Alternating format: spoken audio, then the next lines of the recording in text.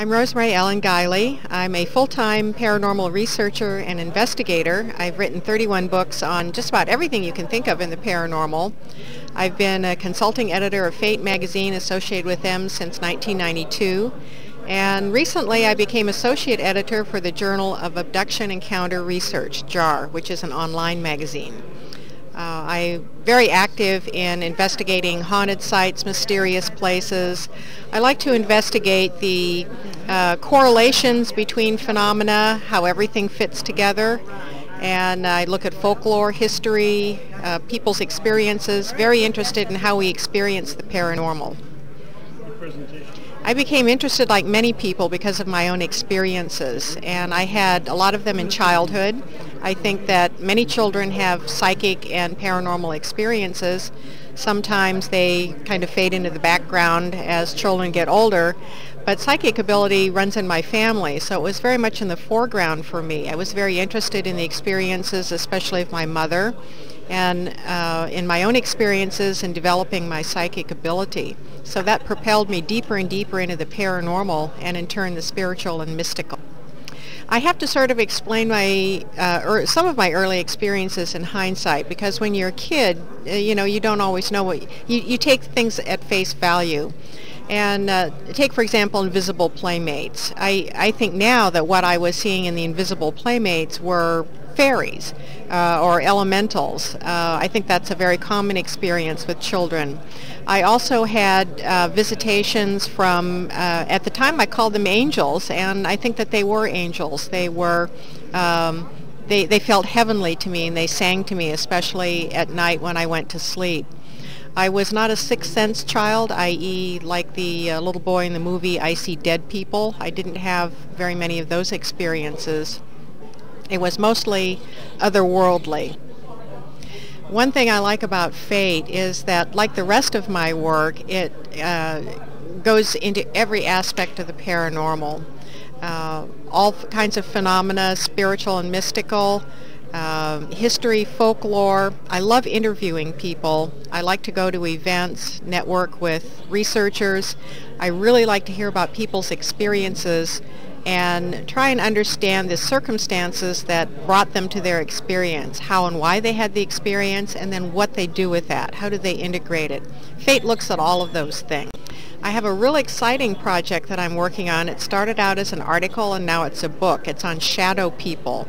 And this is one of those phenomena that cuts right across the board.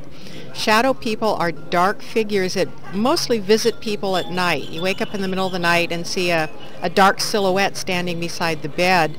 It's usually wearing a hat. It seems to be male, and you know that it's solid and that it's watching you, even though you can't see facial features.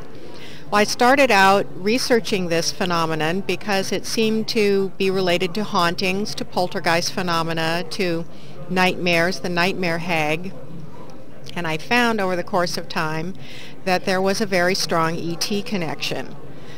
Not that shadow people accompany ET experiences, but many people who have had close encounters, contact, and abductions are also experiencers of shadow people. So I'm exploring that connection more deeply now. I've got a very large database, over 400 personal original accounts of shadow people experiences that I've collected over the years. There is what I call a core experience, and that is the shadow person who is tall, 6 to 7 feet tall, male, seems to be wearing a cloak or a trench coat and a hat. The hat is anywhere from a big floppy brimmed hat to stovepipe hats. Most often I get descriptions like detective fedoras. And in fact, when you look at drawings of men in black, that's the shadow person, only a solid black figure without any details of clothing and facial appearances. They're very threatening. They don't attack people, but they emanate this aura of menace and like they're up to no good. People wake up in the middle of the night and they're absolutely terrified to see them. Sometimes they try and grab at the figures, but their hands go through them, even though the figures will obstruct light and seem to move about with mass. They move through walls. They frighten animals. Some people are frequent experiencers, just like abductees, and some people have occasional experiences. People have been having them for hundreds and hundreds of years. They go way back in folklore and in Indian legend. I think it's mostly a separate phenomenon from the haunting figure. In fact, I distinguish between shadow figures, which would be haunting entities, and shadow people. I think shadow people are non-human entities that shapeshift into a form that becomes this silhouette figure. On the other hand, there are dark, shadowy figures that look like human beings that haunt places, and I think they may be either low energy apparitions, or they may be what we call residual energy, kind of an imprint that's left over from a haunting. There are some haunted places that have lots of shadow people. For example, Waverly Hills Sanatorium in Louisville, Kentucky, which is a ruined tuberculosis sanatorium. It's famous for its shadow people. I think that the figures that I've seen there, and I've seen many shadow people at Waverly, I think they're really more shadow people than shadow figures.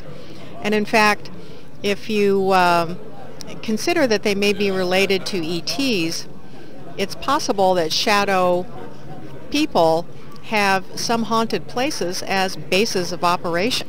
Well, fate follows trends, of course, and the two topics that are perennial favorites, but are also subject to the trends as well, are ghosts and UFOs. We're certainly seeing an increase in interest in UFOs, in contact. There's been a huge number of increases in cases, as many people out there in the audience know, a tremendous jump in reported sightings. So we're seeing more of a demand for articles on UFOs and ETs now.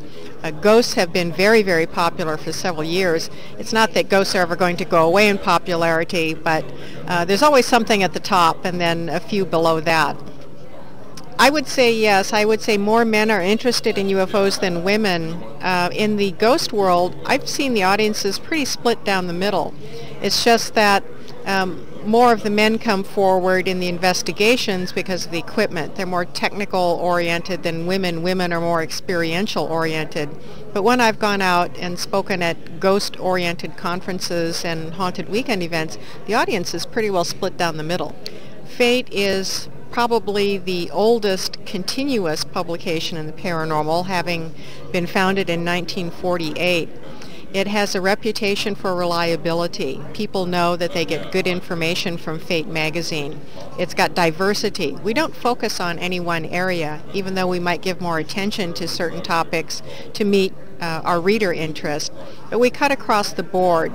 We also like to be provocative, to give people cutting-edge material or interesting ideas to think about, to stretch people's imaginations and consideration about what reality is. Yes, I am still collecting anecdotes about shadow people. I'm especially interested to hear people's descriptions of their experiences. My website is visionaryliving.com, www.visionaryliving.com, and you can hit the contact button and send me an email. I have some information on shadow people on the website.